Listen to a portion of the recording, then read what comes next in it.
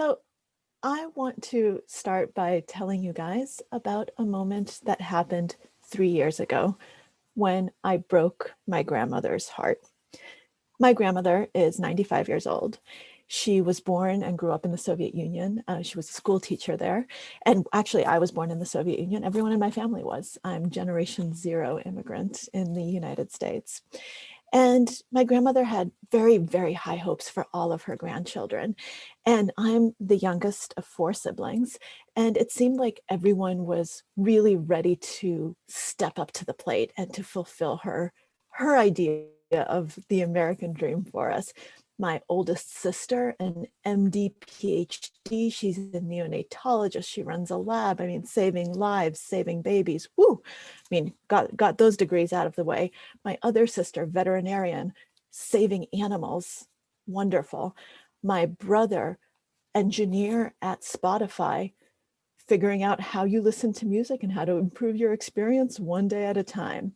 And I was doing really well too.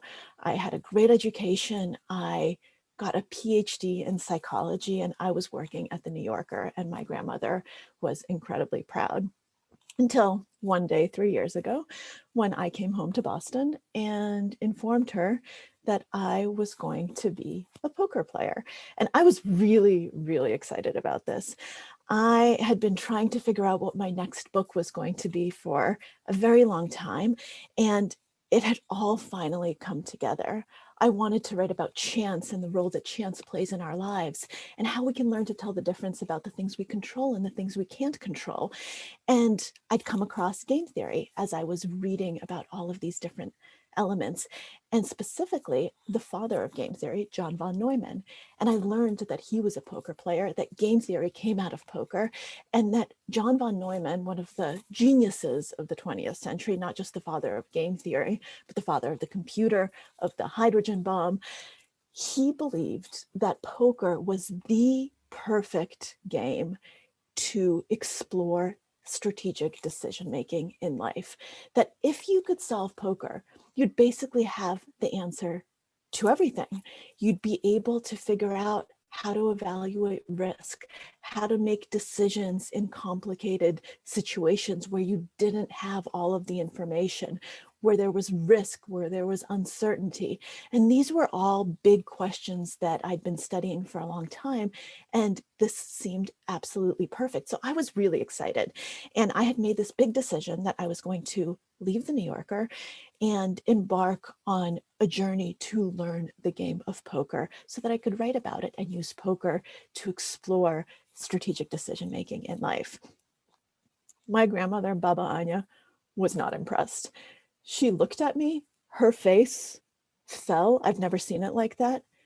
It was just a look of pure horror, like I'd sold my soul to the devil. And she said, Masha, Masha is my name in Russian. Masha, you're going to be a gambler? And in that moment, I realized that there was going to be a very big disconnect between what I was trying to do and what a lot of the world saw when they saw poker. Now, if I had come to Baba Anya and said, hey, you know what, I'm going to be learning chess, she would have said, good girl, good game for a Russian girl, beautiful. But poker, all of a sudden, alarm bells are ringing. She sees me selling my soul and losing all of my money and just completely going insane. How can someone with a PhD, someone who is meant for great things, decide to be a gambler? And it made me start wondering, what is it about poker that elicits this reaction from someone like my grandmother? And I realized that it was the heart of the game, the fact that it's played for money, and that people couldn't seem to wrap around their mind around the fact that you could play a game for money and actually still have it teach you meaningful things about decision making. So here's what I ended up telling my Baba Anya and what I ended up learning over the next several years in the game.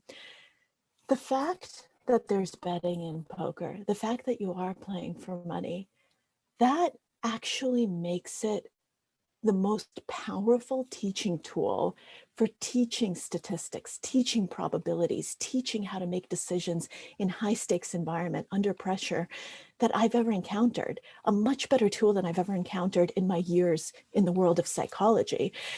And here's why. Immanuel Kant, who was not a poker player, but was a philosopher and was a gambler, actually, in his Critique of Pure Reason, he writes that betting on an outcome is actually an essential way of correcting people's overconfidence, overinflated opinions, sense of risk in a way that nothing else quite is. He has this wonderful example of a doctor. He says, imagine you go into a doctor's office and the doctor tells you what's wrong with you, gives you a diagnosis. Well, how sure is the doctor? Probably if he's over some threshold, and it differs from doctor to doctor, he's going to give you a definitive answer and say, this is what's wrong with you. This is what I'm going to recommend that you do. But now, Kant writes, what if you actually take a step back? And what if you tell that doctor, okay, how much money are you willing to bet on your opinion? $10, $100, $1,000? All of a sudden, that certainty has to become much more calibrated. You have to stop and ask yourself, wait, am I certain? Should my patient get a second opinion?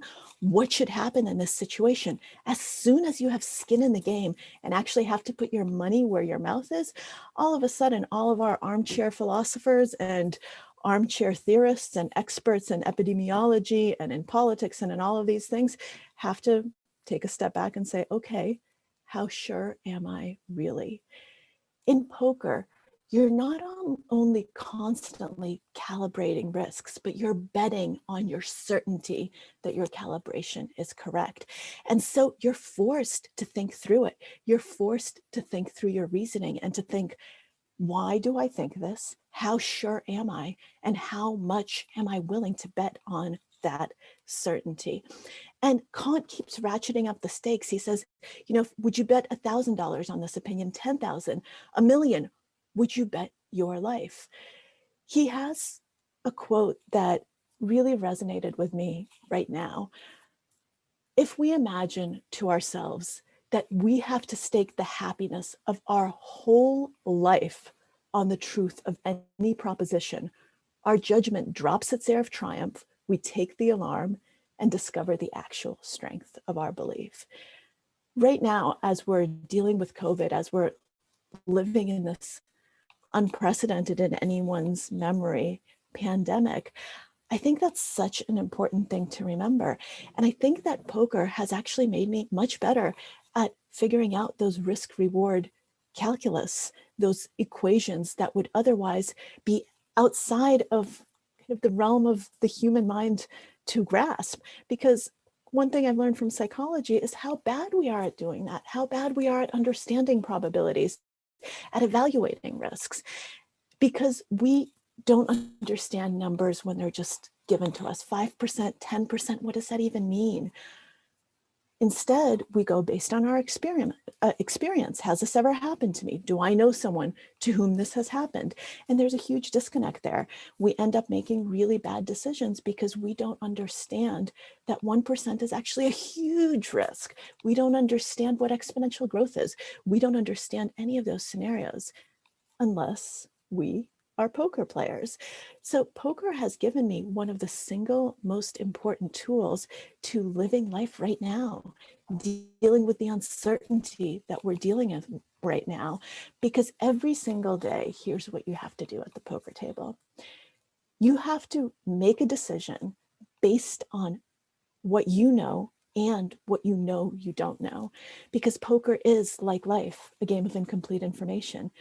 I know something, you know something, there's something that we know in common, and neither one of us knows what cards are still going to come.